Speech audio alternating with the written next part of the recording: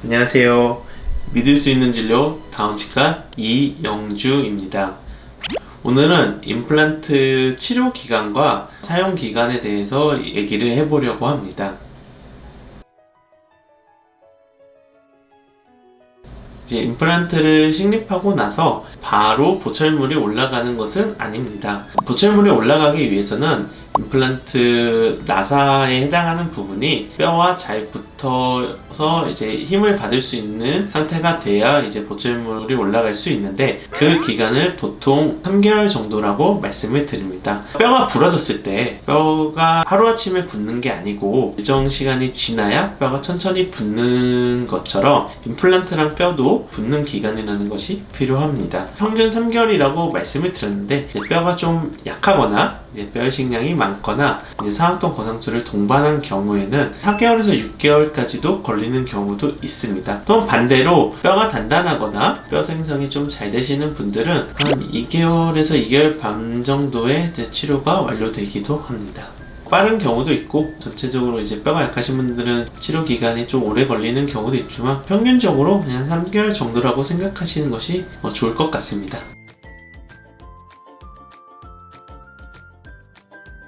이게 환자분마다 너무 달라서 명확하게 몇 년이다 이렇게 말씀드리는 게 힘든 것 같아요. 예전에는 국가서적으로 한 7년에서 10년? 요렇게 말씀드리기도 했었는데, 한 몇십 년 전에 심은 임플란트가 지금도 짱짱하게 잘 쓰시는 분들도 있고, 얼마 전에 심으신 임플란트인데 오셔서 보니까 뼈가 다 녹아서 임플란트가 흔들린다고 하시는 분들도 있고, 너무 천차만별이기 때문에 사실 명확하게 몇 년입니다 라고 수명을 얘기하기는 힘든 것 같습니다. 그래서 임플란트를 이제 수술하고 이를 올렸다고 그게 치료가 다가 아니고, 환자분들이 어떻게 관리하냐 이런 게 상당히 임플란트 수명의 중요한 부분입니다. 저희가 양치까지 이렇게 해드릴 수 있는 게 아니기 때문에, 환자분들이 임플란트 딱 이렇게 수술 잘 했는데 음식물 계속 고여있고 잇몸도 계속 부으시고 이제 관리가 안 되신다면 그 임플란트는 오래 쓸 수가 없을 것입니다.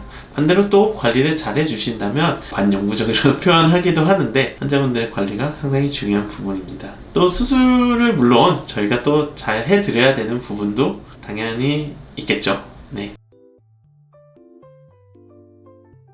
꼭 스케일링이 아니어도 엑스레이 사진만 봐도 어느 정도 수명이 보이기는 합니다. 또한 이제 환자분들이 평상시에 임플란트 했던 곳이 또 약간 붓는 것 같아요, 조금 이제 불편감이 있어요 라고 이제 말씀하시는 분들이 있는데, 이제 그런 경우 보면 이제 염증이 있다거나 이런 경우들이 많습니다. 그런 경우에는 당연히 수명이 조금 줄어들 수밖에 없겠죠. 그래서 아까 말씀하신 이제 스케일링, 이거는 어떻게 보면 이제 임플란트의 수명을 늘리는데 되게 중요한 부분이라고 생각하시면 될 것 같습니다. 그러니까 치료가 끝났다고, 임플란트 이가 올라갔다고 치료가 끝난 것이 아니고, 주기적으로 오셔서 내 치아 관리하듯이 임플란트를 관리 받으시고 청소도 받으시고 해야지, 임플란트도 내 치아의 뿌리랑 똑같다고 생각하시면 될 것 같아요. 내 치아도 관리 안 되면 주변뼈가 녹아서 치아가 흔들려서 빠지잖아요. 임플란트도 그럴 수 있습니다.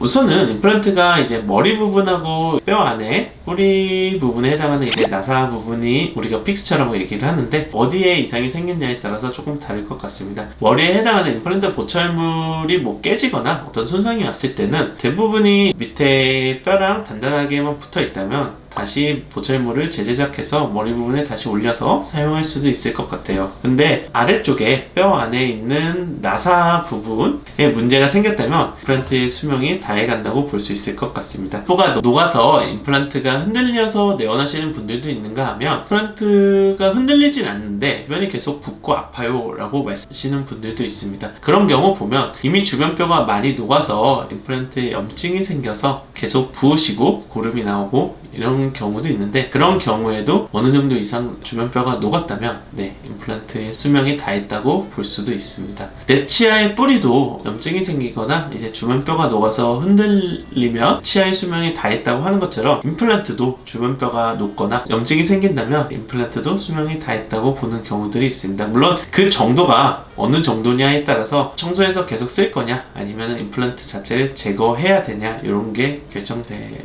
됩니다.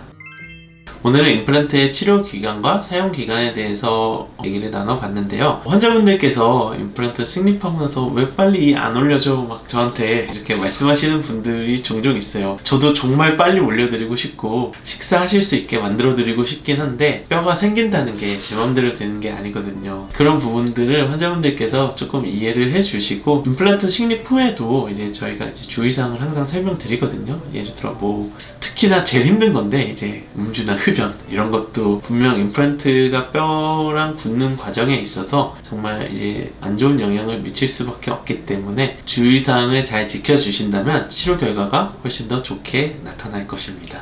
지금까지 믿을 수 있는 진로 다원치과 이영주였습니다. 감사합니다.